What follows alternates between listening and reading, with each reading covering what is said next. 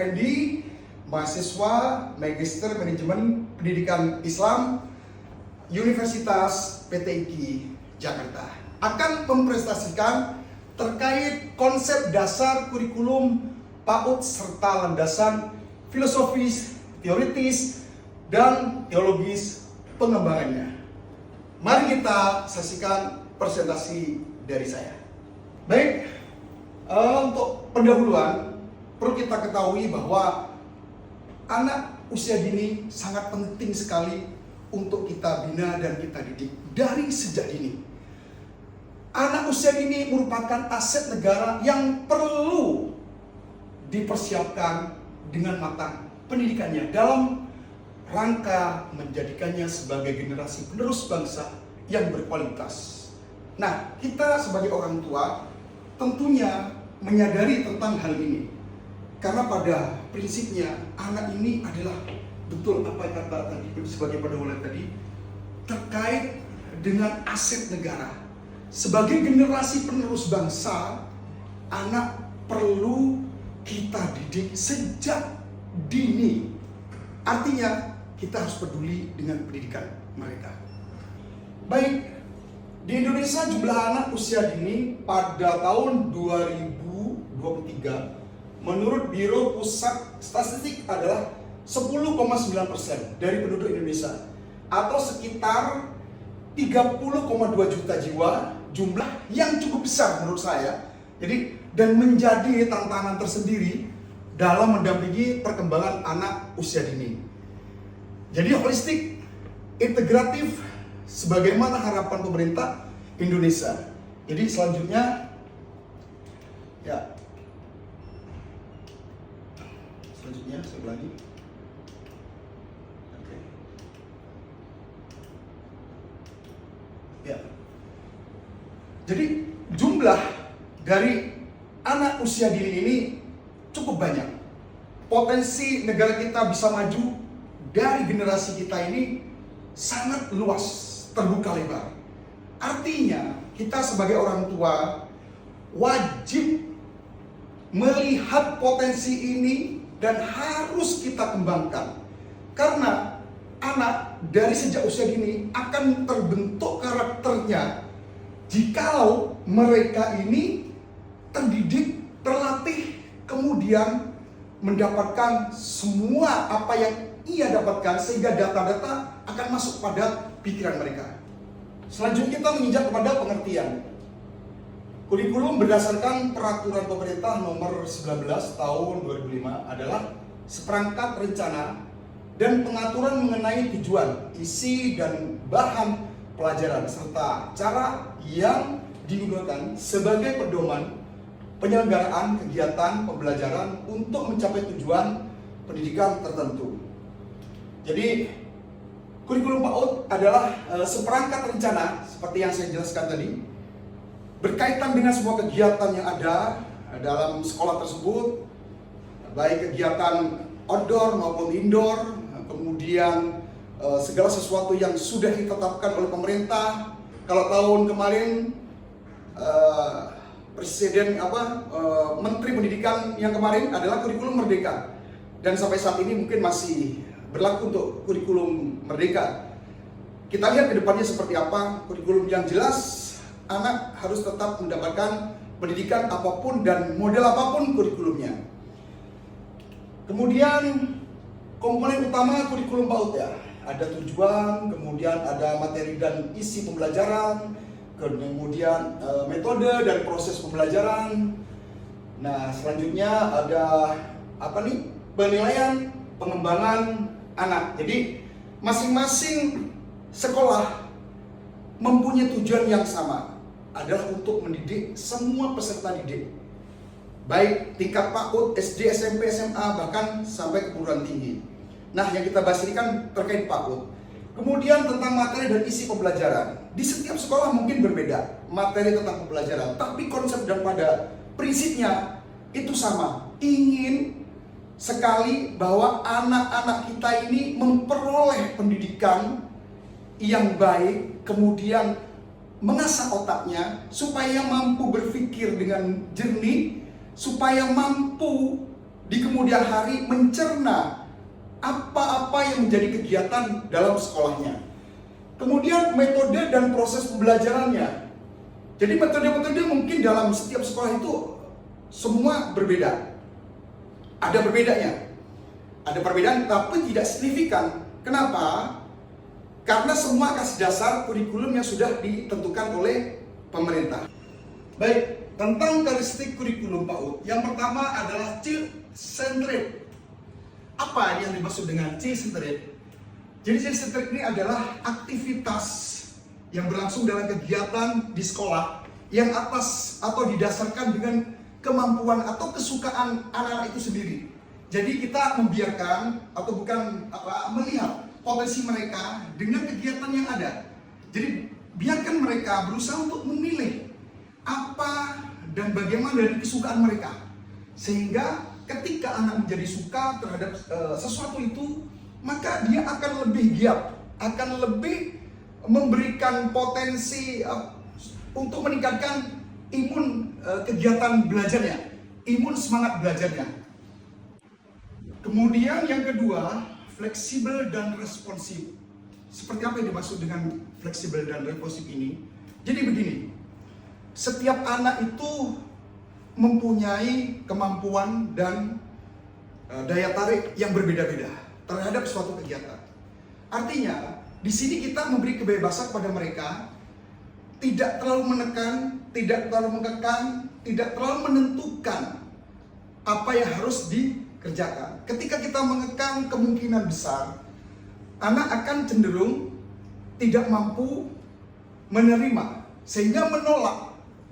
Dengan kata lain, tidak suka dengan kegiatan yang diadakan oleh guru dalam kelasnya. Sehingga kita memberikan sesuatu yang fleksibel. Artinya, biarkanlah anak tersebut memilih kegiatan itu sesuai dengan kegiatan atau kesukaannya.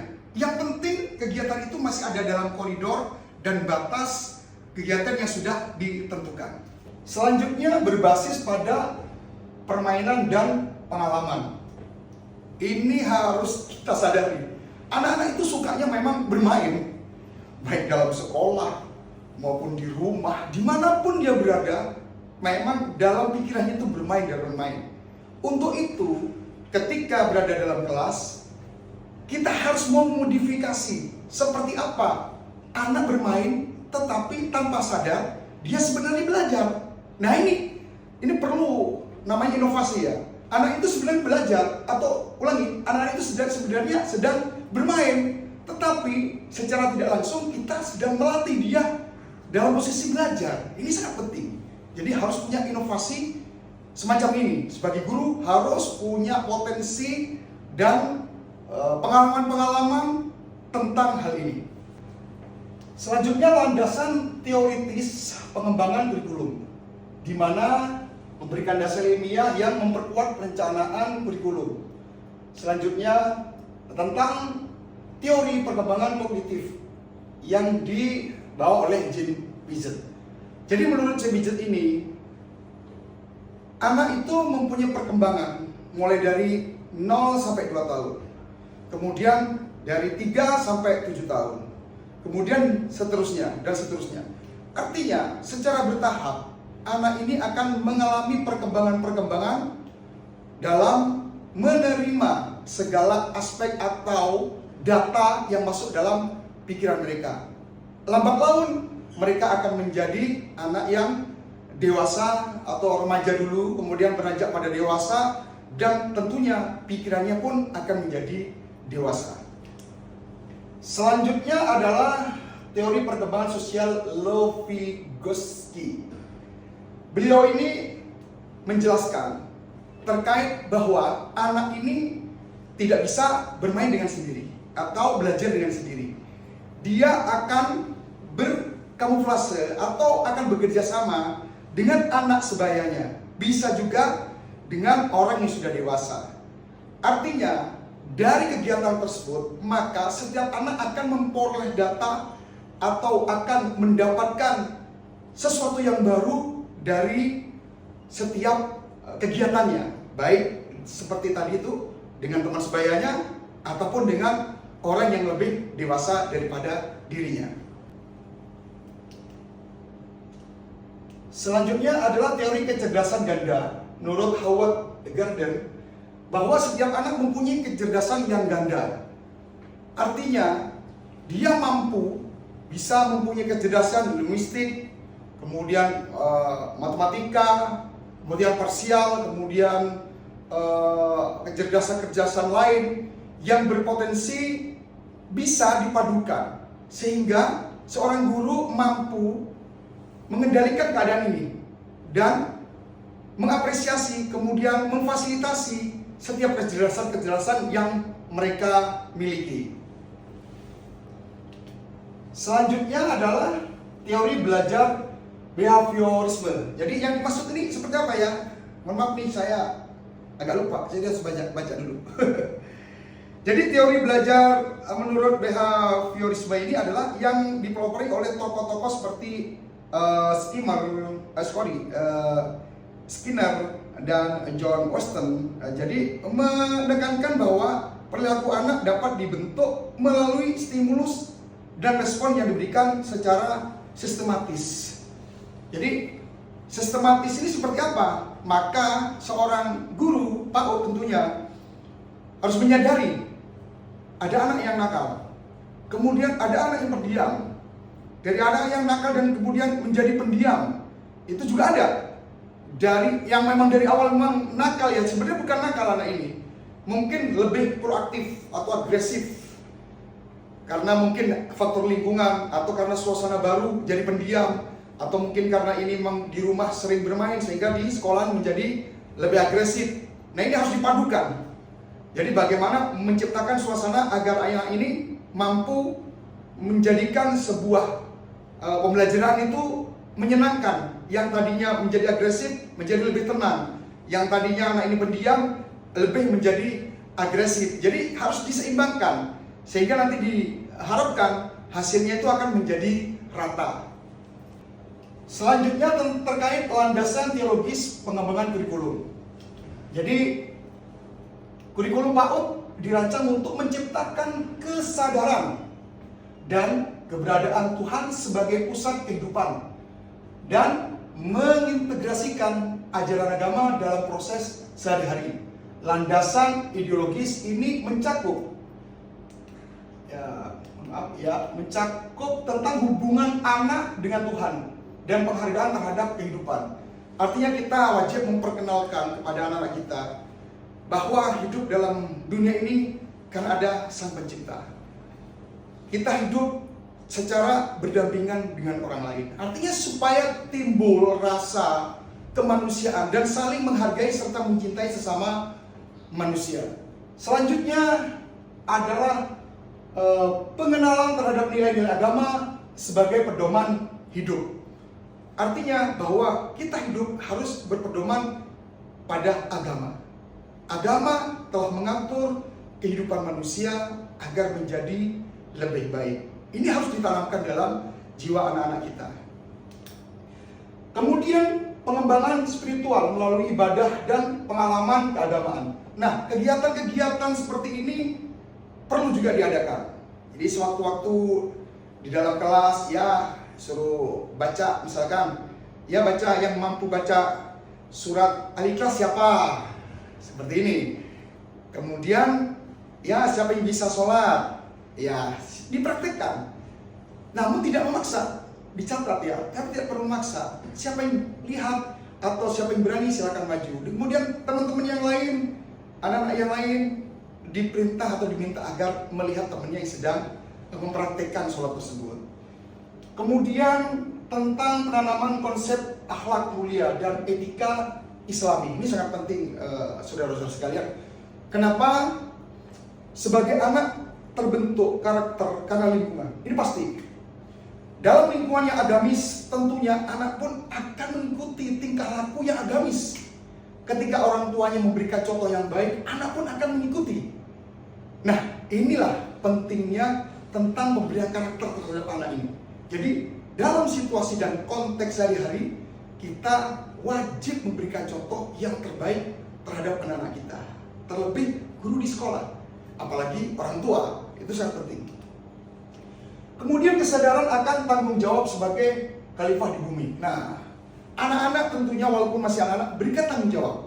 Seperti apa tanggung jawab anak-anak? Contoh misalkan, anak-anak besok bawa buku tulis atau bawa buku gambar. Kemudian anak-anak ini akan menyampaikan pada orang tuanya, Bu, Bapak besok disuruh bawa buku gambar. Nah kemudian besoknya lagi ditanya oleh gurunya, mana buku gambarnya? Nah ini bu guru buku gambarnya. Nah artinya ini adalah membentuk suatu karakter tanggung jawab anak terhadap tugasnya. Ini sangat penting saudara-saudara sekalian. Baik, selanjutnya adalah pembentukan karakter anak berdasarkan ajaran agama. Tentunya kita sebagai umat Islam harus mendoktrin bahwa agama yang kita anut adalah Islam, sehingga patut mengenalkan siapa Tuhannya, siapa nabinya, kemudian syarat-syarat rukun iman, rukun Islam itu pun harus tetap ditanamkan kepada putra-putri kita atau anak-anak didik kita. Terima kasih kepada Bapak Ibu sekalian. Demikian tutorial atau penjelasan dari saya. Mudah-mudahan bermanfaat bagi anak-anak kita, bermanfaat bagi putra-putri anak didik kita dimanapun berada. Dan apabila ada kesalahan, ini adalah merupakan pembelajaran dan akan kami perbaiki. Mohon maaf apabila dalam penyampaian ini banyak hal-hal yang tidak sesuai dengan apa yang berada di lingkungan sehari-hari. Terima kasih. Wabillahi taufiq hidayah. Wassalamualaikum warahmatullahi wabarakatuh.